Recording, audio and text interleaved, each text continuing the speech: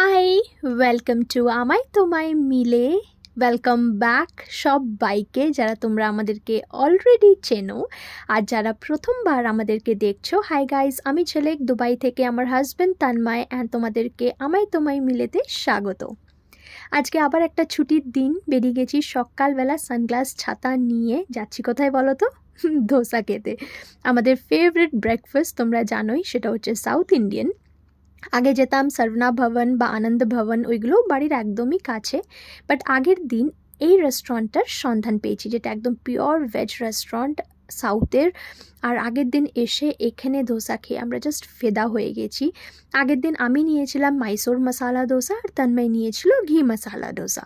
তো আমার মাইসোর মশালা দোসার থেকেও তন্ময়ের ঘি মশালা দোসাটা একটুখানি চেখে দেখেছিলাম, বুঝলে, খুব ভালো লেগেছিল। তাই আজকে দুজনে একটা একটা করে ঘি মশালা দোসা অর্ডার করে নিলাম পেট ভরে। তারপরে গেলাম হচ্ছে ডে টু ডে।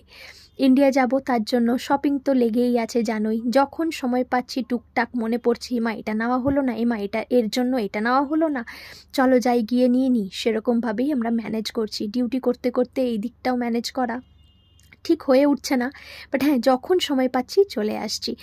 আজকে বেসিক্যালি এসেছিলাম মামুনির জন্য শপিং করতে। মামুনির জন্য এখান থেকে না এম্পেরিয়াল লেদারের এই সোপগুলো নিয়ে যাব। এই সোপগুলো অসম্ভব সুন্দর, খুব ভালো অ্যারোমা, আর একটা ভিটামিন ই ছিল, ভিটামিন সি ছিল।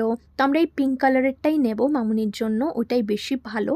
আর বডি লোশন নেব, আরও এক দুটো জিনিস নেওয়ারও আছে। ঘরের জন্য একটা পর্দা নেব আমাদের জানলাটার জন্য, তারপর আমার একটা নেল বাফারও নেব। অনেকগুলো খুঁজে খুঁজে দেখছি, বুঝলে তো, কোনটা নিলে ভালো হয়।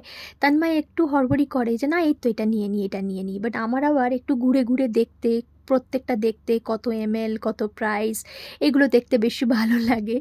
তাই মাঝে মধ্যে ওর সাথে একটু কুটকুট লেগেও যায় যে তুমি হড়বড়ি করো না, ঠিক নেবো, দাঁড়াও দাঁড়াও। তো যাই হোক, মামুনির জন্য এখান থেকে ফাইনালি নেওয়া হলো। আর আমি ভাবছি না, ঘরে ফেক নেলস বানাবো, নেল এক্সটেনশন করব। নুন থেকে অলরেডি আমি কিনে রেখেছিলাম, আগেও আমি বানিয়েছি, তোমাদের সাথে মিনি ব্লগে শেয়ার করেছিলাম। বাট এরপরে আবার একদিন আমি নেল এক্সটেনশন করব, রয়েই গেছে ঘরে, ওটা ইউজ করা হচ্ছে না। তাই এবার যদি এক্সটেনশনটা করি তোমাদের সাথে পুরো প্রসেসটা শেয়ার করব, কেমন? আর ঘরের জন্য যেমনি পর্দা নেব বললাম, একদম পিওর ব্ল্যাক আউট কার্টনস নেব। নাইট শিফট করি যখন, না ঘরে একটু আলো ঢোকে, তাই তন্ময়কে বলেছি একদম পিওর ব্ল্যাক আউট কার্টনস নেব, যাতে ঘরটা একদম পুরো ঘুটঘুটে অন্ধকার হয়ে যায়, একটু ভালো করে ঘুমোতে পারি। তোমরা যারা আমাকে রেগুলার ফলো করো, তোমরা তো জানোই আমার একটু ঘুমে ডিস্টার্ব, মানে একটু ইয়ে হলেই আমার ঘুম ভেঙে যায়, খুব ডিস্টার্ব স্লিপ হয়।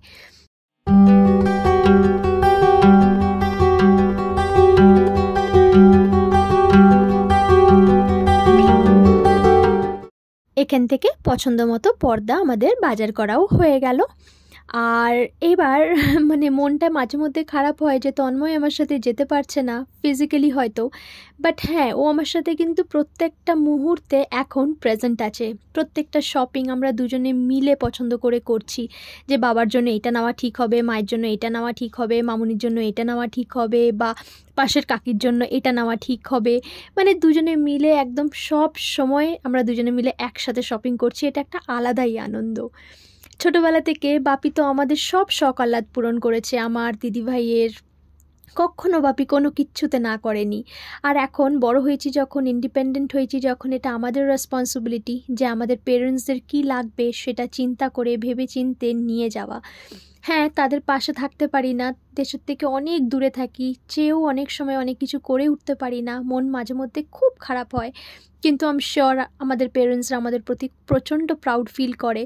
আর তাই জন্য এবার আমার বেশি আনন্দ হচ্ছে যে হ্যাঁ, বিদেশ থেকে সবার জন্য কিছু না কিছু হলেও নিয়ে যেতে পারছি, হয়তো খুব সামান্য জিনিস, কিন্তু তাও সেটা একটা তাদেরকে স্পেশাল ফিল করানোর জন্য এনাফ। বা আমাদের তো বেশি কিছু লাগে না, তাই না বলো? আমার মনে হয় একটা মেয়ের ফিনান্সিয়ালি ইন্ডিপেন্ডেন্ট হওয়াটা ভীষণ দরকার। এই জন্য না যে তার খেয়াল রাখার কেউ নেই, তার সকাল্লাদ পূরণ করার কেউ নেই। আগে বাবা ছিল, তারপরে বিয়ে হয়, তারপরে স্বামী হয়। স্বামী, বাবা, তারা তো আছেই, তারা অ্যাজ আ রক আমাদের পাশে দাঁড়িয়ে আছে, আমাদের কোনো কিচ্ছুর অভাব হতে দেয় না। কিন্তু সেখানেই যদি তুমিও রোজগার করো, তুমি তোমার সংসারে কিছুটা হলেও কন্ট্রিবিউট করো, আজকে যদি ফ্যামিলি এমার্জেন্সি পড়লো কিছু, সঙ্গে সঙ্গে তুমি যদি কন্ট্রিবিউট করতে পারলে, তোমার সেভিংস থেকে তুমি দিতে পারলে, এটা একটা আলাদাই স্যাটিসফ্যাকশন। তোমার বাচ্চাদের পড়াশোনার জন্য তুমি কিছু কন্ট্রিবিউট করতে পারো, বা কোনো স্পেশাল ওকেশনে তোমার পরিবারের জন্য তুমি কিছু কিনে নিয়ে গেলে, তাদেরকে সারপ্রাইজ দিলে, এটা একটা আলাদা আলাদা আনন্দ। 5,000 থেকে 50,000 যে কোনো অ্যামাউন্টই রোজগার করি না কেন, কোনো কিছু বড় বা ছোট না, বাট একটু হলেও রোজগার করাটা একটা মেয়ের জন্য আমার মনে হয় খুব ইম্পর্ট্যান্ট। তুমি যদি হোম মেকার হতে চাও, spot on, nothing like it. But তোমার কাছে যদি অপরচুনিটি থাকে যে you earn your own money, it gives you a different kind of satisfaction. হয়তো আমার সঙ্গে তোমরা অনেকেই একমত, আবার হয়তো কেউ অমতও হতে পারো। Do let me no in the comment section open আছে। তোমাদের কি মতামত? একটা মেয়ের জীবনে ফিনান্সিয়ালি ইন্ডিপেন্ডেন্ট হওয়াটা কতটা জরুরি? Do let me no. আচ্ছা, আজকে প্রথমবার তোমাদের সাথে কথা বলতে বলতে চিংড়ি মাছের মালাইকারি বানিয়েছি, আর বানিয়েছি পমফ্রেটের ঝাল। আমি পমফ্রেটের ঝাল খাবো না, তন্ময় আমার হাতের পমফ্রেটের ঝাল খেতে খুব ভালোবাসে, তাই ওর জন্য পমফ্রেটের ঝাল, আমি খাবো পমফ্রেট ভাজা, আর স্পেশালি চিংড়ি মাছের মালাইকারিটা দিয়ে গরম গরম ভাত মেখে খাবো, বুঝলে? তাই জন্য আর পমফ্রেটের ঝাল বানাইনি, আর বানিয়েছি করলা ভাজা। স্নান করে এলাম, স্নান করে এসে ভাবলাম তোমাদের সাথে দুবাইয়ের লফট টাইপ বেড খুব popular. Most of the people এরকমভাবেই এই লফট বেডেই থাকে, যারা প্রথম দুবাই আসছে, বা হয়তো তাদের স্যালারিও অতটা না, বা যারা সিঙ্গেল থাকে, তাদের অত বড় বড় ঘর নিয়ে কি হবে বলো? অত বড় বড় ঘর দুবাইতে প্রচণ্ড এক্সপেন্সিভ। আমি এইটুকু জায়গাটা, তোমরা কইটুকু জায়গা দেখতে পাচ্ছ উপরে, এই যে সিঁড়ি দিয়ে উপরে উঠে গিয়ে উপরে শোয়ার জায়গা, ঠিক আছে, এটাকে বলে দুবাইয়ের লফট টাইপ বেড। আর এই যে নিচের এইটুকু স্পেসটা দেখতে পাচ্ছ, এখানে হয়তো তুমি ছোট্ট কোনো টেবিল রাখলে বা চেয়ার রাখলে, এখানে একটা ছোট্ট ড্রেসিং টেবিল ঢোকানো আছে। এইটুকু জায়গাটার দাম কত বলো তো? 1800 AED। 1800 AED ইন্টু 23 করো আমাদের ইন্ডিয়ান কারেন্সির, কতটা দাম বুঝতে পারছো এইটুকু জায়গাটার? তো ভাবলাম এই জায়গাটা, এই কনসেপ্টটা তোমাদেরকে শেয়ার করি। এটা খুব পপুলার একটা কনসেপ্ট দুবাইতে, অনেক মানুষ এরকম করে থাকে, কমফোর্টেবলি থাকে, কারণ অসুবিধা নেই তো, একটা জানলাও আছে দেখতে পাচ্ছ, আর সবসময় এসি, তাই কোনো অসুবিধা নেই, আরামসে থাকা যায়। তো এই জায়গাটা ফাঁকা আছে দেখলাম, তাই ভাবলাম তোমাদের সাথে একটু শেয়ার করি। বিকেলবেলা ঘুম থেকে উঠে যাচ্ছি হচ্ছে দিদির বাড়ি, সুচরিতাদির বাড়ি। অনেক দিন পুচকুটার সাথে দেখা হয়নি, ভাবলাম যাই দিদির সাথে একটু গল্প করে আসি, অনেক দিন আড্ডা মারাও হয়নি। আর প্রথমেই যাওয়ার আগে ভাবলাম মুড়ি নিই, আর কিছু ড্রাই ফ্রুটস নেওয়ার ছিল।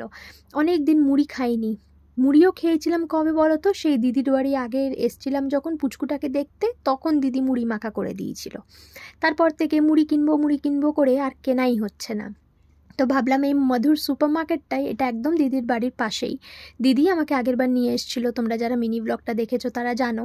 তো একটা মুড়ির প্যাকেট নিলাম, আর এসে দেখি সামনেই তো রাখি, বুঝলে তো, সব দিকে একদম রাখির সব লেগে গেছে, রাখি টাঙানো আছে, এটা বেসিক্যালি একদম ইন্ডিয়ান দোকান। আর চোখে পড়লো বেকানেরওয়ালা। আবার বেকানেরওয়ালার একটা আউটলেট আছে এখানে, মিষ্টি না খেয়ে কী করে যাই বলো? দুজনে মিলে নিয়ে নিলাম কালা জামুন, গরম করতে বললাম, মাইক্রোওয়েভে উনি গরমও করে দিল, আর দুজনে মিলে এনজয় করে একটা একটা করে মিষ্টি কিনলাম। আর এই যে মুড়ির প্যাকেট, অনেক সময় না খেতে কিছু ইচ্ছে করে, উল্টোপাল্টা তখন খেয়ে ফেলি। যদি ঘরে মুড়িটা থাকে, অন্তত একটু পেঁয়াজ কুচি, টমেটো কুচি, শসা কুচি, একটু ধনেপাতা, লঙ্কা দিয়ে আরামসে মুড়ি মাখা খাওয়া যায়। হ্যাঁ, চানাচুরটা অ্যাভয়েড করবো, চানাচুর দিয়ে দিলে তাহলে আর কোনো হেলদি হলো না ব্যাপারটা। তো হ্যাঁ, স্প্রাউটস অ্যাড করে খাওয়াই যেতে পারে মুড়ি, ওই জন্য নিয়ে নিলাম এক প্যাকেট, দেখি কীরকম হয়। তো তারপরে দুজনে মিলে মিষ্টি খেয়ে দিদির বাড়ি গেলাম। দিদির বাড়ি গিয়ে তো গল্প, দুজনে আমরা প্রচুর গল্প করছিলাম, আর পুচকুটাকে দেখলেই একদম মনটা ভালো লাগে, ও আবার জড়িয়ে ধরে, হামি খায়, ওর সাথে সাথে গল্প করি। এই দেখো, তোমরা অনেকে বলছিলে পুচকুটাকে দেখাতে, এই যে পুচকুটাকে দেখালাম। তারপরে এখান থেকে বেরিয়ে গিয়ে যাব বাড়ি। আর আজকে একজনের নাম নিচ্ছি, তার নাম হচ্ছে কঙ্কনা বোন আমার। সামনেই তোমার বার্থডে ছিল, হ্যাপিয়েস্ট বিলেটেড বার্থডে অ্যাগেন। তোমার নাম নিয়েছি আজকের ভিডিওতে, তুমি আশা করি খুব খুশি হয়েছো। তুমি ওয়েট করে আছো আমি কবে তোমার নাম নেব, আমি জানি। তোমার বার্থডের দিনেও আমি তোমাকে উইশ করেছি। আই হোপ আজকে তোমার মুখে আমি হাসি ফোটাতে পেরেছি। খুব ভালো থেকো, সুস্থ থেকো, অনেকটা ভালোবাসা। আর আসার সাথে সাথে দিদি তো জানোই কিছু না কিছু দেবে খেতে আমাদেরকে। চিপস নিয়েছি আর কোল্ড ড্রিঙ্কস নিয়ে বসে জমিয়ে আমরা সবাই মিলে গল্প করছি। আর সাথে পুচকুটা তো আছেই, ওর দুষ্টুমি তো আছেই। এই জাস্ট বাড়ি এলাম দিদির বাড়ির থেকে। রাস্তায় এত গরম পারা যাচ্ছে না। সন্ধ্যেবেলা উঠে স্নান করেছি, সেই স্নান করেছি বলে চুল ভেজা ছিল, ওই জন্য চুলটা খুলেই গেছিলাম। আমি খুব কম মানে অ্যাভয়েড করি যতটা না মানে হেয়ার ড্রায়ার ইউজ করার, বাট করেছি আজকেও, তাও ভেতরগুলো তো থেকেই যায়, ওই জন্য চুল খুলে বেরিয়েছিলাম। কি গরম। বাড়ি এলাম, বাড়ি এসে আমি রাত্রে কিচ্ছু খাবো না। তন্ময়ের জন্য ভাত বসিয়ে দিলাম একটুখানি, পমফ্রেট খাবে আর মালাইকারিও তো আছেই। আমি কালকে অফিস থেকে এসে পমফ্রেট দিয়ে খাবো। আজকে আমি আর পমফ্রেটও খেলাম না, মানে আমার আর গরমে ভালো লাগছে না। বাড়িতে থাকলে কোনো অসুবিধা নেই, বাইরে বেরোলে একদম মানে মাথাটা জাস্ট খারাপ হয়ে যাচ্ছে। যাই হোক, আজকের ভিডিওটা যদি তোমাকে দেখতে ভালো লেগে থাকে তাহলে অবশ্যই করে লাইক, কমেন্ট, শেয়ার, সাবস্ক্রাইব করে পাশে থেকো। ঠিক আছে, খুব শিগগিরই দেখা হচ্ছে অন্য আরেকটা ভিডিওর সাথে। টাটা।